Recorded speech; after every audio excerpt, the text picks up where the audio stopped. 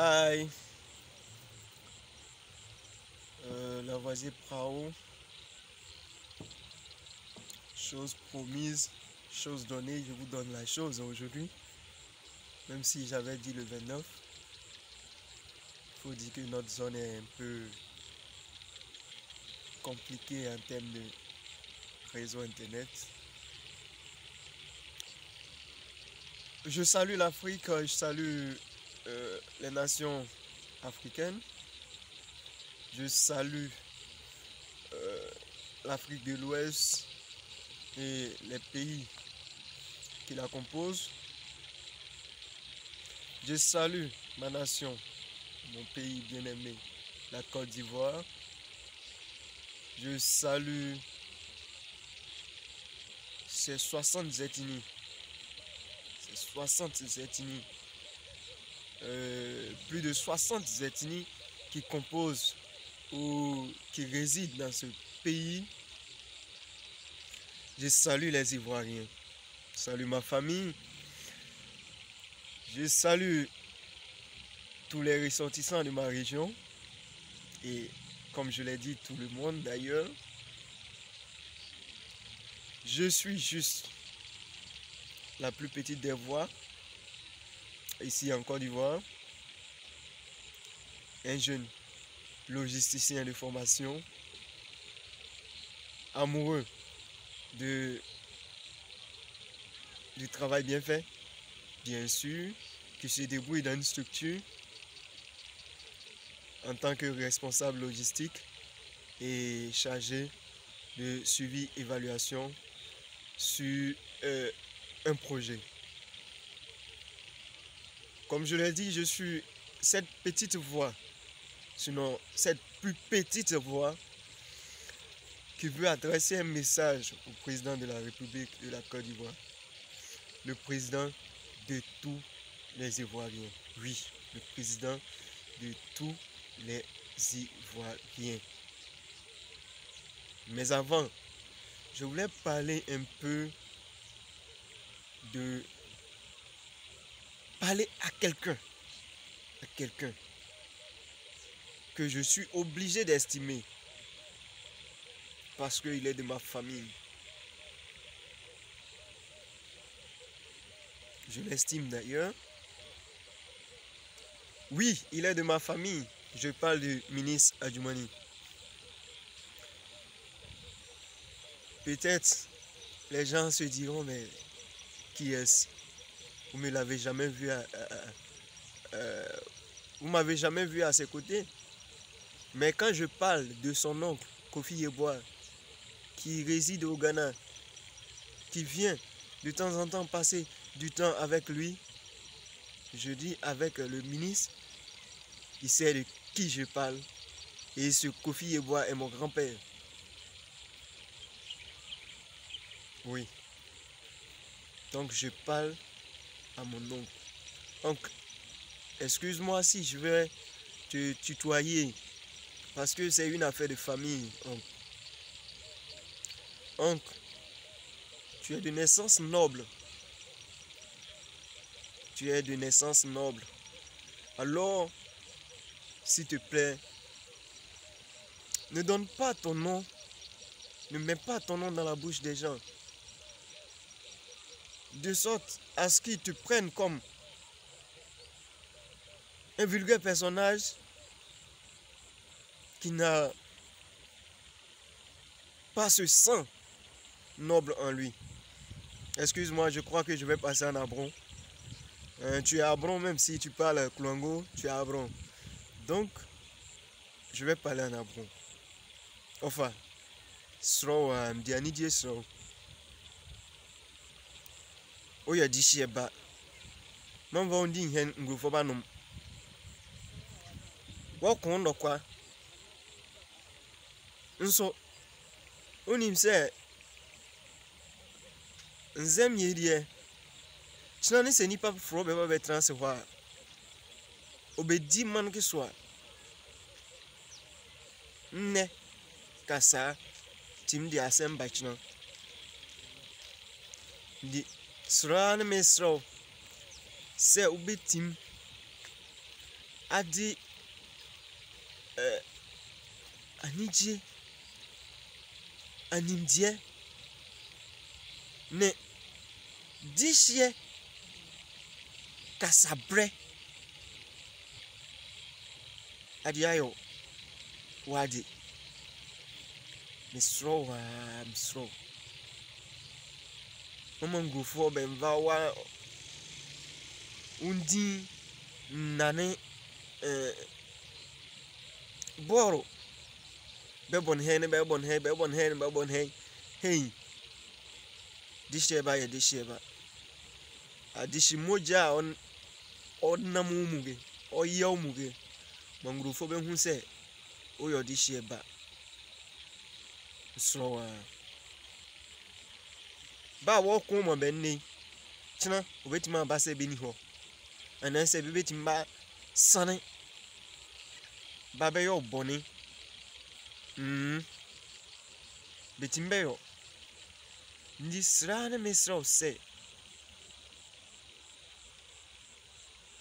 ubehu noma bia yo ofa kasa die kasa bia e kasa nkasa so odren ndi se niema kan ne se mangani nya nsro wa mamba ne boneso na mfrewa bia mva o number 03 mfrewa so bia mva ngam pesem kasa ho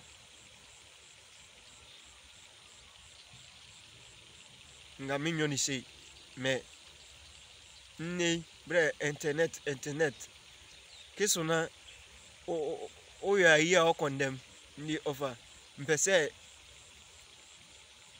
kasa ya mekan obetima ato watima wafa ne papa oyam nsoro wa akwa odinachi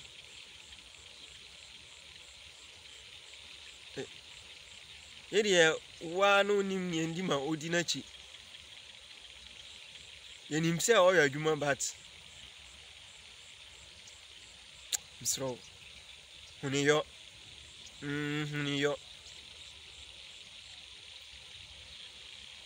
ni ndawa c'est watimati.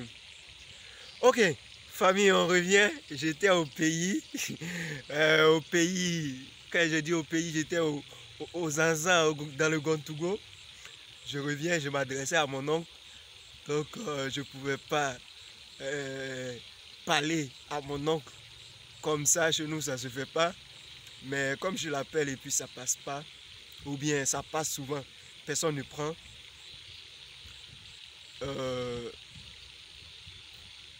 J'ai voulu lui parler à travers ce canal, mais j'ai voulu le faire aussi avec la manière. Donc je m'excuse si j'ai parlé en abron pour ceux qui ne comprennent pas. Maintenant, je veux parler au président de la République. Papa, s'il te plaît, tu es le président de tous les Ivoiriens. Nous avons vu les routes que tu as fait. Je suis logisticien, je sais de quoi il s'agit quand on parle de route. Chez nous, on dit que la route transforme le produit en marchandise. Donc, ça crée la richesse. Ça donne de la valeur. Tu l'as bien fait. Tu as créé des routes. Tu es en train de tout faire pour qu'on sente que le pays, de façon figurative, s'est amélioré.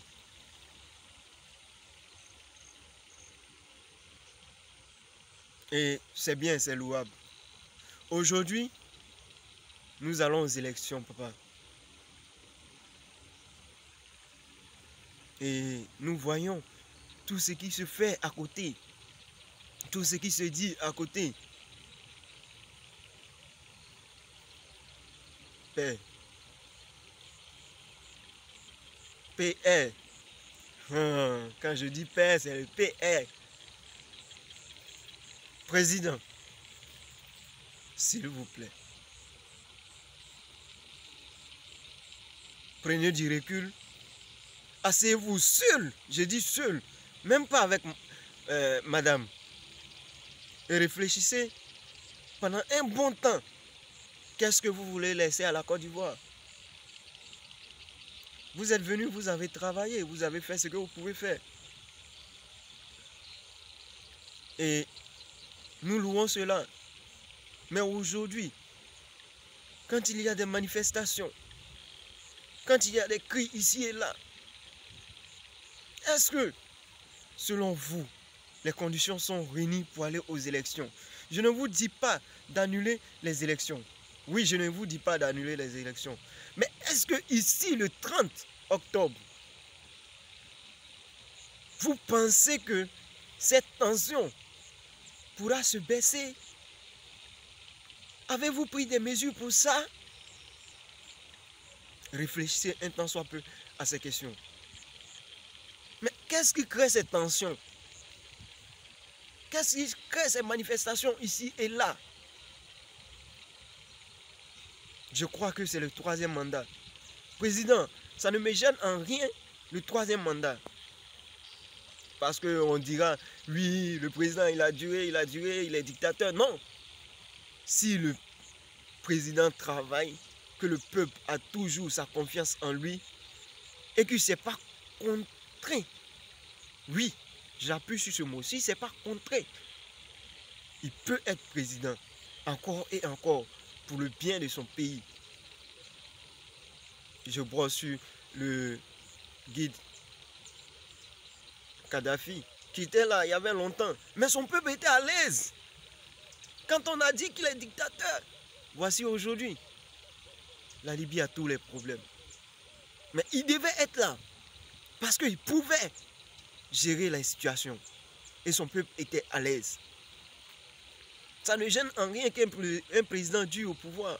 Non, ça ne gêne en rien. Si il travaille, que le peuple l'a épousé, a épousé ces idéologies, il peut durer. Autant qu'il peut encore aider le peuple. Mais président, j'avais dit que je soulignais, j'appuyais sur le mot contrainte. Vous vous êtes contraint.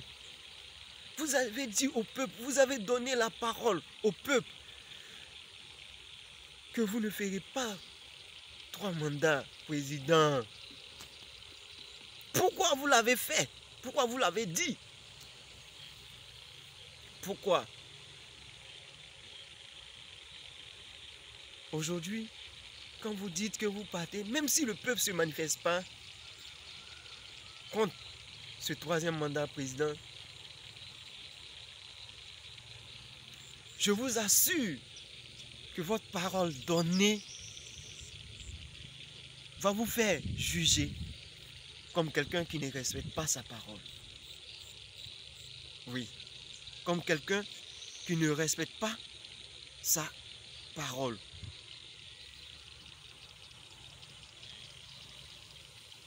Pourtant, vous voulez celui-là même qui respecte la parole. Comme le dit souvent dans vos slogans, vous le dites, quand Ado dit, Ado fait.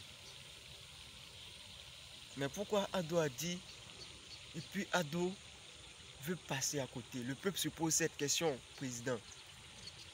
Le peuple se pose cette question.